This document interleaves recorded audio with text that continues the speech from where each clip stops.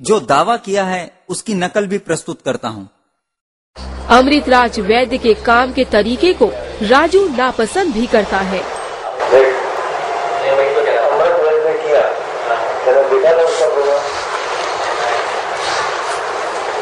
वो वाला काम मेरे को नहीं करना, उन्होंने किसी लड़की को पेश किया सीढ़ी के आगे।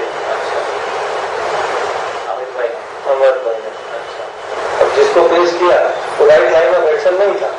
अपनी ही पत्नी को बदनामी के दलदल में धकेलने वाले वैद्य अमृत प्रजापति को महिलाओं का सम्मान करना तो आता ही नहीं है और आश्रम में वैद्यगिरी करते हुए पेशेंट्स को महंगे महंगे टेस्ट करवाने के लिए बाहर भेजा करता था ये वैद्य। जब इसकी कारगुजारी आश्रम के मैनेजमेंट के सामने आई तो आश्रम के मैनेजमेंट ने उसे टोकना शुरू किया और वो असंतुष्ट ही नजर आया। आखिरकार उसे आश्रम से निकाल दिया गया। इससे तो सिद्ध होता है कि आप लोगों का केवल धर्म की गरम नहीं करते, उनके स्वास्थ्य की हानि नहीं पहुँचाते, भी उनसे छीन लेते हैं और उनको अपने सदगुरु से विमुख करने का महापाप कर रहे हैं। बड़ी शासन का ही अन्न खाते हुए कर रहे हैं। यहाँ तक आपको गुरु जी ने करुणा कर करके क्षमा देते देते आपको सुधरने के मौके दिए, लेकिन आप और आगे बढ़ते ही गए और अब से आश्रम की ओर से किसी भी जगह पर उनका जाना निषिद्ध है। अब अभी अपना सामान पैक करके निकले। वैद्य अमृत प्रजापति भी आश्रम में एक लंबा अरसा बिता चुका है। अपनी मर्जी से सेवा देने वाला वैद्य अमृत प्रजापति आश्रम छोड़कर जाने पर आश्रम से पगार चाहता है, जबकि गांधीनगर के food and drugs control department के कमिश्नर को वैद्य ने आश्रम छोड़ने के पहले खुद अपनी हैंडराइटिंग में साफ साफ लिख कर दिया कि वह आश्रम में बिना वेतन के सेवा देता था। फिर आश्रम के खिलाफ लेबर कोर्ट में 28 लाख रुपए पाने के लिए मुकदमा क्यों डाला? હું ઘણા સમયથી સંત શ્રી આશારામજી આશ્રમમાં વેતન વિના સેવા આપતો હતો। સંત શ્રી આશારામજી ઔષધ નિર્માણ શાળા સુરત જહાંગીરપુરા પરવાના નંબર GA 1143 ના ટેકનિકલ ઓફિસર તરીકે હું સેવા બજાવતો હતો।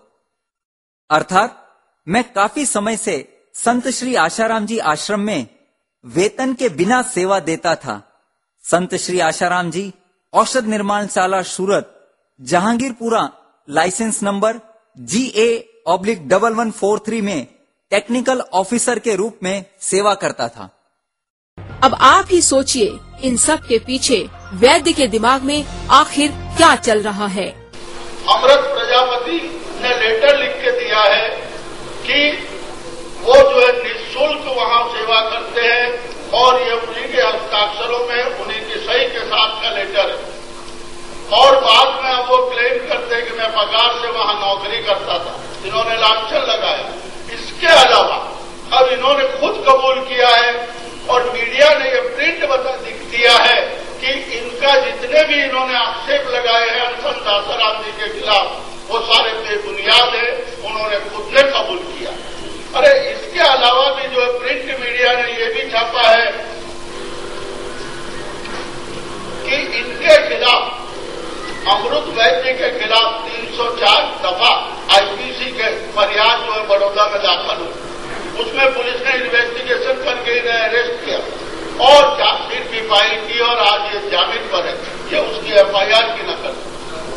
आइए आगे जाने की इनकी टीम में और कौन कौन है। छोड़ दिया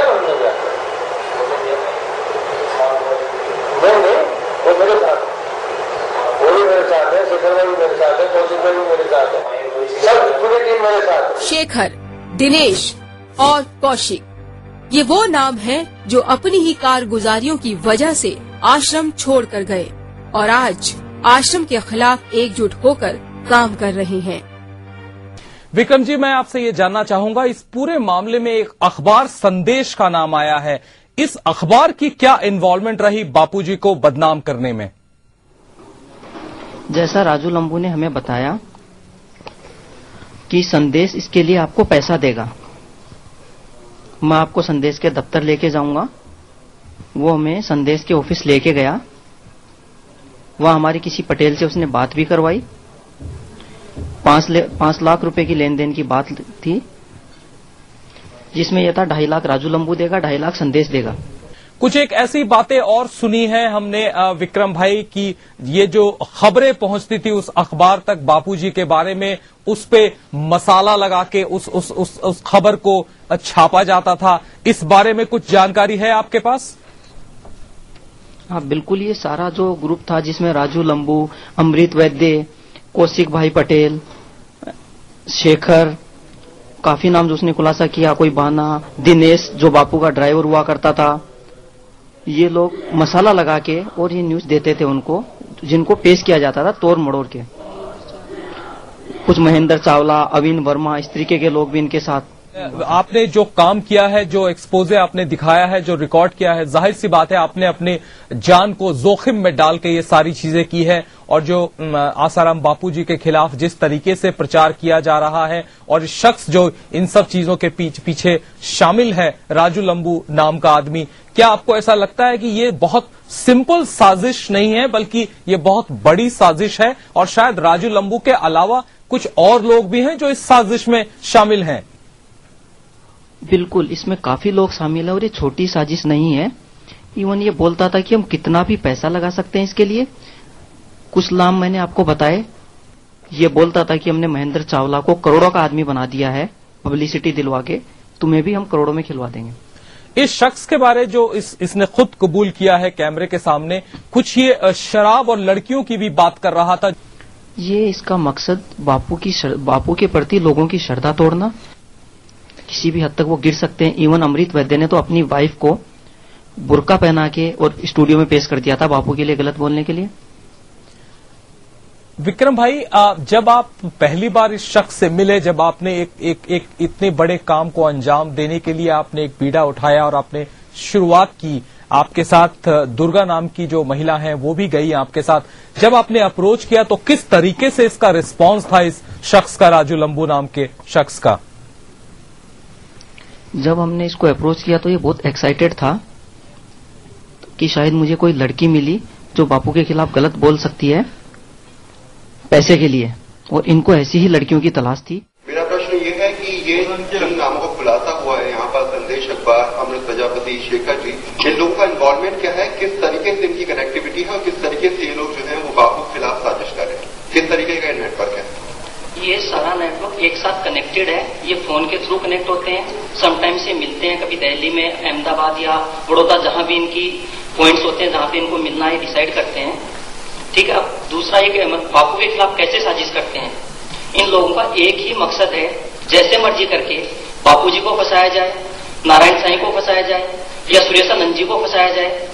उसके बाद ये सारी प्रॉपर्टी कुछ हम कब्जा कर लेंगे, कुछ गवर्नमेंट ले जाएगी, जो कि मुझे लालच देते थे, तुझे इंडस्ट्री का मालिक बना देंगे, कुछ आश्रम दे देंगे, तुझे अगरबत्ती वगैरह जितने भी ये सामान आते हैं इन सब का मालिक तुम्हें बना दिया जाएगा। हमारा मकसद पैसा कमाना होगा। आरोप तो यहाँ तक लगाए कि आश्रम में काला जादू होता है, जबकि सीआईडी की टीम ने आश्रम का मुआयना कर जो कहा वो पूरी दुनिया के सामने है।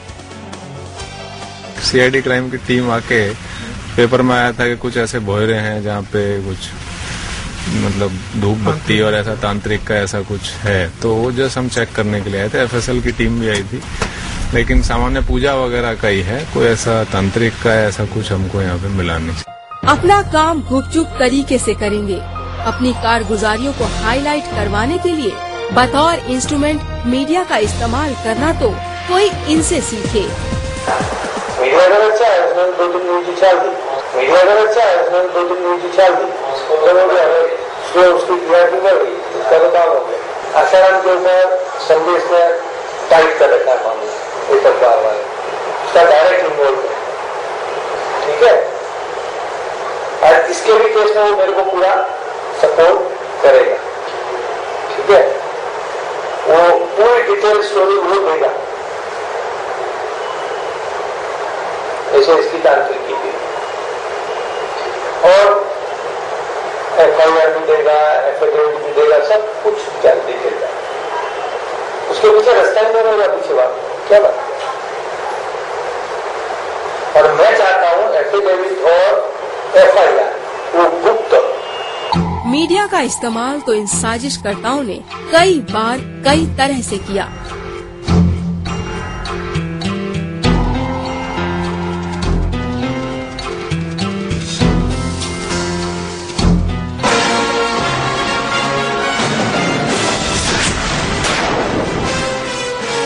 औघड़ भी एक गजब का इतिहास रखता है।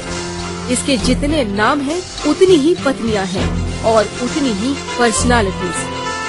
अनेकों नामों से जाना जाने वाला हरविंदर सिंह उर्फ सुखविंदर सिंह उर्फ प्रीस्ट सुखविंदर उर्फ सुखाराम काफी चालाक और अभद्र व्यक्ति है। मांस, मदिरा व लड़कीबाजी